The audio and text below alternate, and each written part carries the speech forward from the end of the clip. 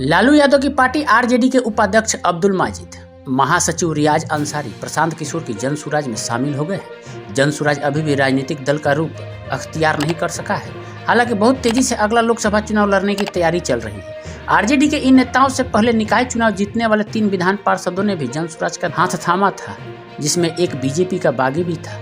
उसके बाद जब भोजपुरी एक्ट्रेस अक्षरा सिंह ने जनसुराज का दामन थामा तो भी ऐसा लगा कि अभी प्रशांत किशोर के लिए मंजिल बहुत दूर है। पर बिहार में सत्ताधारी पार्टी आरजेडी के 2 प्रदेश स्तरीय मुस्लिम नेताओं का जनसुराज में शामिल होना बहुत कुछ कहता है। यह संदेश है बिहार के राजनीतिक दलों के लिए कि वो प्रशांत किशोर की जनसुराज को हल्के में न लें, क्योंकि आरजेडी का कोर वोटर मुस्लिम है और इन्हीं के बल पर आरजेडी ने 15 साल तक बिहार में राज किया है। 2 बड़े मुस्लिम नेताओं का पार्टी से छिटकना, वो भी लोकसभा चुनाव के मौके पर, पार्टी के लिए सावधान होने की सूचना है। कहां जदयू में टूट की बात हो रही थी, कहां आरजेडी में ही पटाखा फूट गया। पार्टी छोड़ने वालों के आरोप भी बहुत तार्किक हैं। इन नेताओं का कहना है कि आरजेडी ने मुस्लिम लोगों का कभी भला नहीं किया। 2024 लोकसभा चुनाव को लेकर लालू यादव की पार्टी आरजेडी को एन चुनाव के मौके पर प्रशांत किशोर ने जोर का झटका दिया है। आरजेडी के प्रदेश उपाध्यक्ष अब्दुल माजिद और प्रदेश महासचिव रियाज अंसारी पार्टी छोड़ने के साथ ही कई सवाल खड़े किए हैं। पार्टी छोड़ते हुए इन नेताओं ने जो कहा वो गौर करने लायक है। इन नेताओं का आरोप है कि राष्ट्रीय जनता दल ने अल्पसंख्यक समुदाय के साथ विश्वासघात किया है।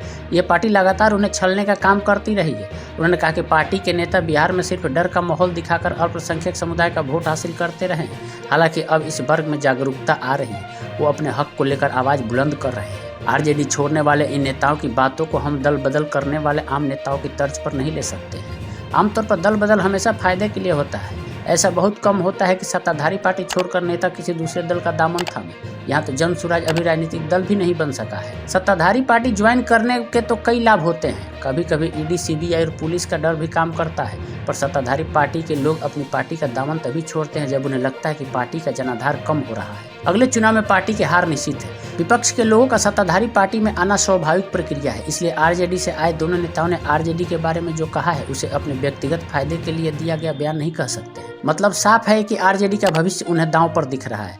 इसमें जेडीयू भी बहुत बड़ा कारण है। नीतीश कुमार के बिना आरजेडी की राजनीतिक ताकत बिल्कुल जीरो हो जाती है।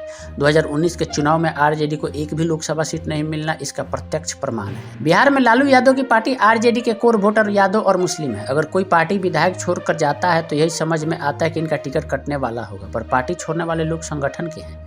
जाहिर है कि संगठन के लोगों को पार्टी का भविष्य अच्छी तरह से समझ में आता है। आरजेडी से मुस्लिम वोटर्स ही नहीं दूर हो रहे हैं, यादव भी बड़ी संख्या में टूटने वाले हैं। बिहार में बीजेपी यादव वोटों की सर्जिकल स्ट्राइक में लगी हुई है। कृष्ण चेतना मंच के कार्यक्रम में मध्य प्रदेश के मुख्यमंत्री मोहन यादव का दौरा तय है। लालू यादव और तेजस्वी यादव के बीच एक नई पीढ़ी आ चुकी है। इस पीढ़ी को जाति का वर्चस्व तो चाहिए, पर उसे अपने विकास भी होता दिखना चाहिए। उस पर बीजेपी के हिंदुत्व का छौंका भी उन्हें अट्रैक्ट कर रहा है। बीजेपी ने मध्य प्रदेश में यादव समुदाय के सीएम बनाकर और प्रदेश के नित्यानंद राय को कैबिनेट में जगह देकर यह दिखा दिया है कि यादव लोगों का भविष्य बीजेपी में भी बढ़िया है। प्रशांत किशोर लगातार लालू यादव पर हमला करते रहे हैं। जनसुराज पदयात्रा के दौरान किशोर सबसे ज्यादा हमलावर लालू परिवार पर ही है। तेजस्वी यादव के लिए उनके मुंह से हमेशा नौवीं फेल नेता ही निकलता रहा है। उन्होंने पिछले दिनों एक बार कहा कि बिहार में राजनीतिक दलों के नेता कितने बार बोले हैं।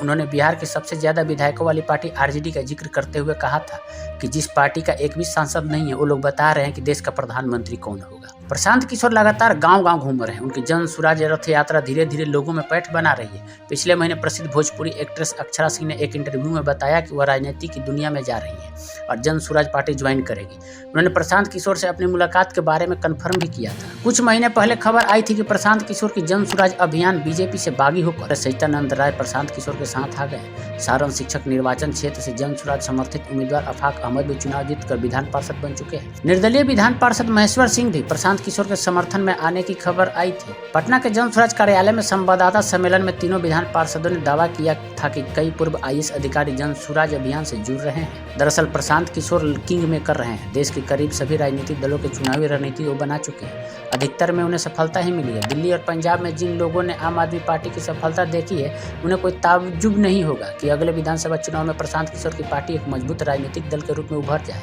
बिहार में भारतीय जनता पार्टी के पास स्थानीय लेवल पर कोई कद्दावर नेता नहीं बचा है। लालू यादव की उम्र अब सक्रिय राजनीति के लायक नहीं रही है। उनके बेटे तेजस्वी यादव ने अभी तक कोई ऐसा कार्य नहीं किया है जिससे कहा जाए कि वो अपने पिता के सही मायने में उत्तराधिकारी बनने लायक हैं। तेजस्वी 2 बार प्रदेश के डिप्टी सीएम बने। दोनों ही बार उनके पीछे उनके पिता का कंधा था।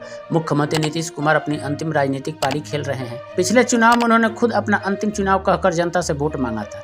ये अलग बात है कि कुर्सी का मोह छुड़ाए भी नहीं छूटता है, पर इसमें कोई दो राय नहीं रह गई है कि नीतीश कुमार की राजनीति अब खत्म हो चुकी है। वो अब अपने अस्तित्व की लड़ाई लड़ रहे हैं। रामविलास पासवान के समय मृत्यु होने के बाद उनके बेटे चिराग पासवान अभी भी पासवान वोटों के बल पर ही राजनीति कर रहे हैं। बाकी जितने भी दल बिहार में हैं उनकी अपनी जाति के लोगों में ही सिर्फ पहचान है। प्रशांत किशोर राजनीति का नया ककारा लोगों को बता रहे हैं। किशोर के पास खोने के लिए कुछ नहीं है, जबकि पाने के लिए पूरा बिहार है। देखना है कि जन सुराज अब आगे क्या करती है।